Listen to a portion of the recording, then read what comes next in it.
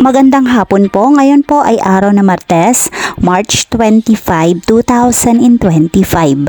At narito na po ang resulta ng ating 5 PM Pisas o Lotto results today. At para po sa draw natin ngayon ay ang 3D Lotto at ang 2D Lotto. At para po sa Lotto more updates, pasubscribe na lang din po ako sa aking channel at pahit na din ako ng notification bell.